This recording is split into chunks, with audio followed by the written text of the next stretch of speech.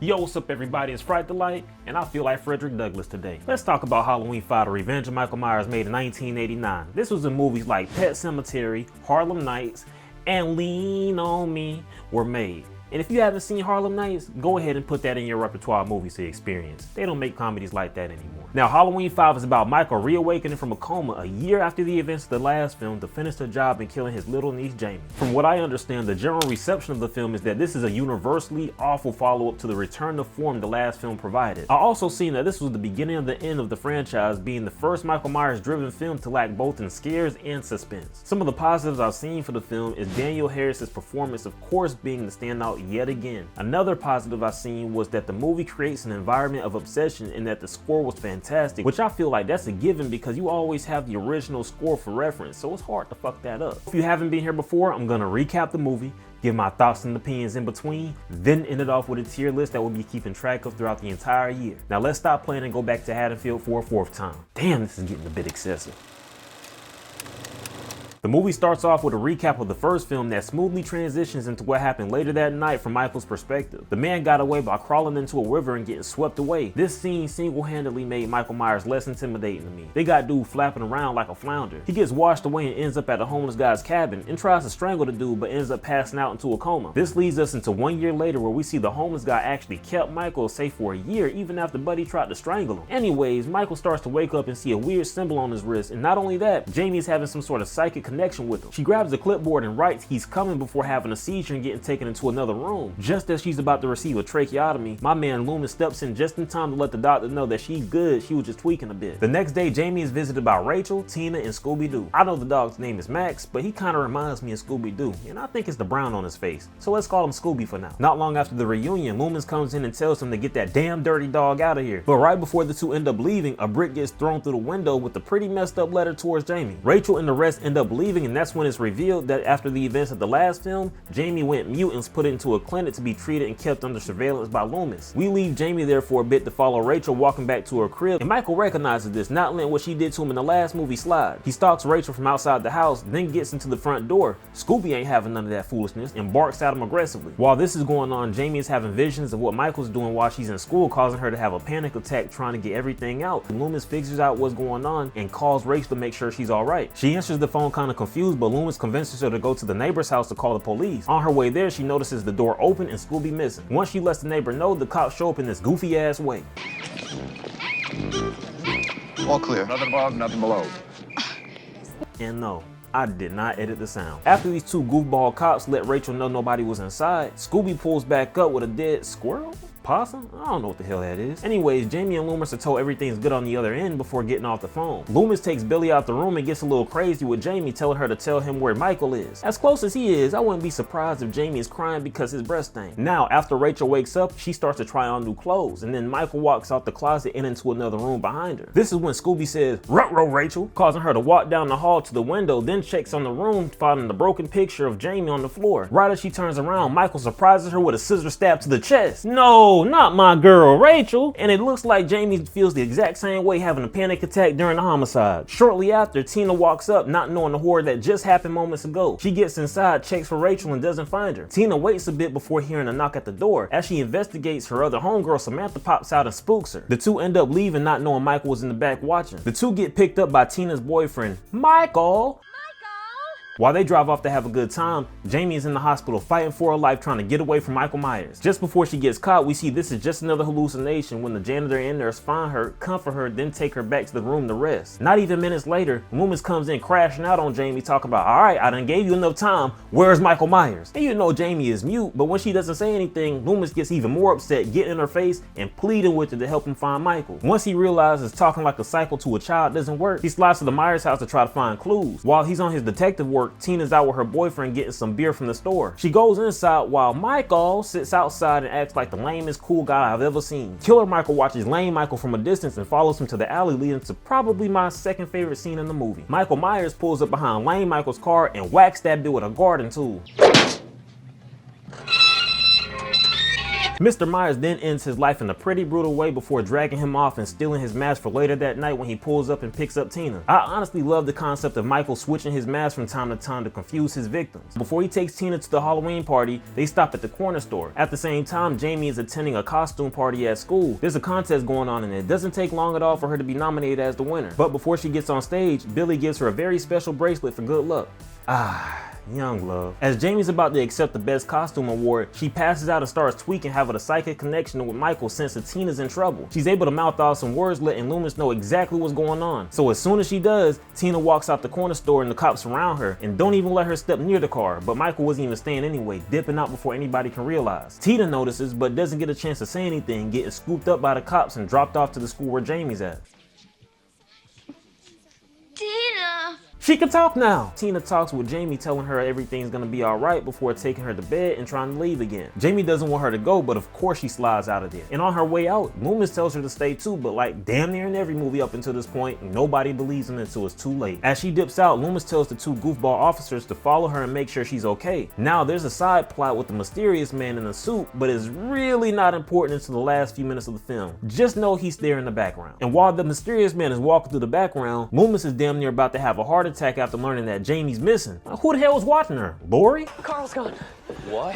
He was upstairs. I can't find him anymore. At the party, Tina's having a great time while the cops are outside having a good ass time smoking that. Oh, never mind, he ain't smoking. He's just trying to pop a pimple. Well, while they're in the middle of guard duty, the Shape pulls up and starts his stalking business with no LLC included. The cops ain't no help. Look at them playing Uno. Speaking of Uno, y'all better not be stacking y'all draw twos on y'all draw fours. Anyways, these bastard teens fool the cops, which isn't a hard thing to do. Tina screams running towards the cops until they pull out the tool, and right before they shoot, Tina's homie takes off the mask, revealing it to be Dylan. Wait, hold on.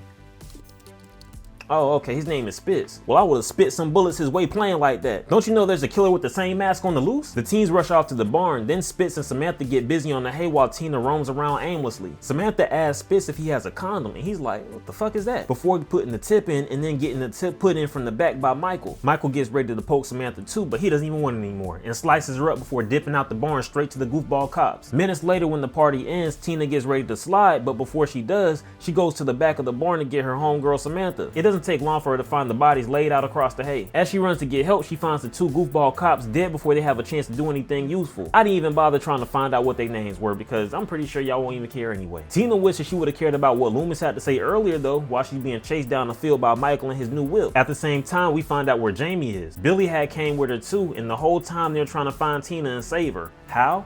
I don't know. She almost becomes a victim early on though, but Michael goes after Billy instead, almost making roadkill out of him, but he jumps out the way just in time and has an asthma attack in the process. Billy lucks out and doesn't get ran over because Michael remembers who he's chasing again and starts to cut the distance between him and Jamie. She's running for her life and almost gets caught up until she runs into the woods and Michael crashes into a tree. Billy's able to shake off the asthma attack while Michael shakes off the crash, walking straight to Jamie and about to end her life. Tina steps in front of her and sacrifices herself, giving Jamie and Billy enough time to run away. As they walk through the darkness trying desperately to get away from Michael, Loomis pops out of the dark and gets the two to safety. The cops alongside Loomis take Jamie to the Myers house to lure Michael in and end his ass. While the night continues, all of the police plan to go to the station and bring Jamie with them. Loomis tells the squad that he and the other officer upstairs will take her, so the entire team leaves while Jamie and the officer get ready to slide. Loomis comes back upstairs and says, what the hell you doing? The officer says, well, I thought we're supposed to. Loomis is like, I don't give a damn, back up, back the fuck up. Well, he didn't say it like that, but he does tell the cop to stay with Jamie while he deals with the Shape. Loomis leaves to go downstairs, and it doesn't take long for Michael to appear. Loomis has more awareness than a handicapped stray cat and can sniff out Michael behind him. He walks up to him trying to use that talk no jutsu, but runs out of chakra and ends up getting sliced across his body and thrown off the stairs. The two upstairs hear the commotion, decide to try and slide out of there, but Michael comes in busting through the door like the Kool-Aid man. The officer wastes no time and shoots him, but foolishly thinks that will stop the Shape and gets killed by getting hung outside like a Christmas decoration. Jamie is now alone in the Myers house with nowhere to run to, all the doors are locked, and all the windows are boarded up. She eventually finds a laundry chute right before Michael bursts through the door. This leads to a tension-filled scene where Michael finds Jamie and tries to grab her, but she falls to the bottom of the chute. It's locked on the other side, so she's trapped as she hears Michael's steps getting closer and closer. He rips the doors off his hinges, then tries to grab a hold of her. She starts to have a couple of close calls before Michael gets tired of this shit and starts to stab at her through the shaft. He nicks her but has no luck finishing the job. Jamie is able to propel herself upward using Michael's knife, allowing her to escape. She makes her way up to the attic where she witnesses the horrific sight of almost everyone when Michael's killed, and what's sad is she even sees Rachel's dead body, and I can only imagine what Jamie feels. She doesn't have much time to mourn as Michael walks up the steps. Jamie hides in the casket, and as soon as Michael's about to impale her, she calls out to him. She gets him to be vulnerable enough to take his mask off and show his face. And this is a side note, I don't know how the VHS tape, yes I'm that old, I don't like how they tried to advertise Michael's unmasking like we didn't see him unmasked in the first movie. Anyways, Michael sheds one manly tear, then goes on a rampage, probably hating himself for being that vulnerable. It's something new to him, and if I'm not tripping, I think this was the first and only time in the franchise we see a glimpse of his emotional side. Well, Loomis couldn't care any less than he already does about Michael or Jamie's emotions. When he meets Jamie downstairs, he grabs a hold of her, luring Michael to the both of them. The way Loomis is going about this is wild, but at least he gets the job done and captures Michael Myers with a trap he set up earlier. Loomis isn't done yet. He shoots some tranquilizers at him, then grabs a 2x4 and starts to beat the dog shit out of him, and doesn't stop until his heart makes him. Loomis is the first person in history to whoop ass to the point of a heart attack, and the man doesn't even close his eyes in the middle of his mitochondrial infraction. It's another word for heart attack if you didn't know. And if you did know, nobody likes to know it all. As they both take their last breaths, sometime later, the mysterious man in a suit walks up to the police station where Michael's being held captive after that ass whooping. He single-handedly takes out the platoon of cops, releasing Michael from his short imprisonment. The movie ends as Jamie walks through the prison, finding Michael's cell empty while she cries out, "No."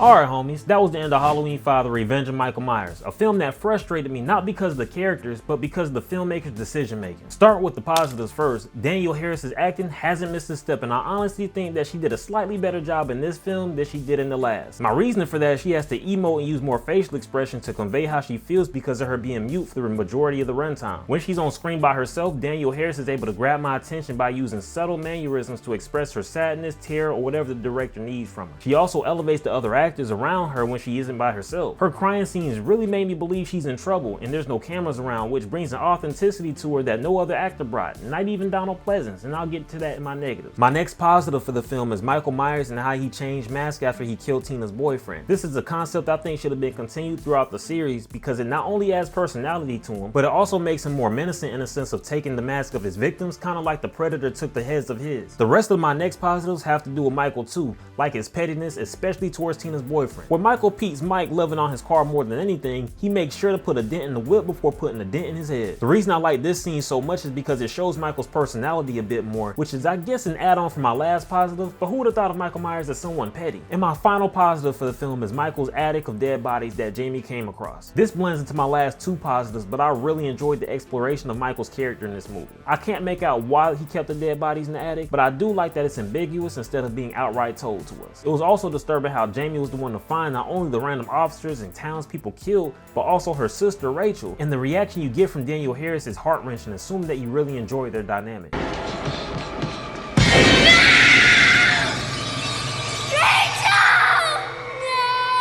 Now on to the negatives, and good lord, where do I start? Well, what they did with Loomis and his character did not work for me at all. It felt like he wanted to kill Michael more than keep Jamie safe, and almost every scene that he was in proved that to me. He almost became an anti-hero in a way. From him getting in Jamie's face and yelling at her, to him using her as bait to lure Michael into a trap, just made his character a little unlikable to me. And it has nothing to do with Donald Pleasant's performance, even though I think he phoned it in a bit with this film. Now I want to say I think Crazy Loomis makes sense because of everything he's been through, but I also believe he can be both crazy and compassionate, at least with the people he's been actually going through this stuff with. Another negative I have for the film should be a running gag at this point, and it's the mask. The budget for this movie was $5.5 million. And you mean to tell me not one person thought to put just a crumb of the budget on a mask? There's not one story you can tell me to make sense of this penny pinching foolishness. In some of the scenes, the damn mask isn't even fitted, it just hangs over the dude's collar. And correct me if I'm wrong, but I don't even think the previous installments had the mask so loose at the bottom. And fun fact, Spirit Halloween was made in 1983, and this movie was made in 1989. So there's no doubt in my mind that somebody sent an intern over there to pick up a cheap Michael Myers mask, then decided to cook up some story that still doesn't make sense to us to this day. Or at least it doesn't make sense to me to this day. Since Halloween 4's mask didn't fit the actor's face for the film,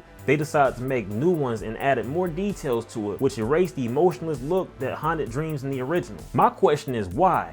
And why? Why would you want to use a mask that was already fucked up from the last movie in the first place? And why would you try to add features to the mask when nobody asked for it? These excuses are giving me headaches, and thank God there's not too many movies left where the mask is an issue. Now, the decision making of the filmmakers is another negative I have for the movie. From Rachel's death to Jamie being a mute alongside these goofy ass cops that weren't even close to being funny. Not to mention the Thorne storyline made Michael a Weenie Hut Jr.'s version of himself. The ending even confirmed that for me when they had Michael waiting in the cell for Papa to save him. Anyways, I think Jamie and Rachel's dynamic is what carried the emotional weight of the last film, and when Rachel is killed off early in this movie, you can feel something missing, and that doesn't take long for you to feel at all.